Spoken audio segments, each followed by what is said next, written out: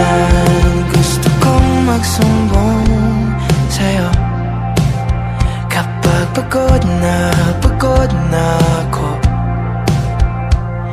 Tama pa bang init na yakap mo ang hinahanap ko? Minsan gusto ko tumawag sa'yo para lang marinig ko ang boses mo.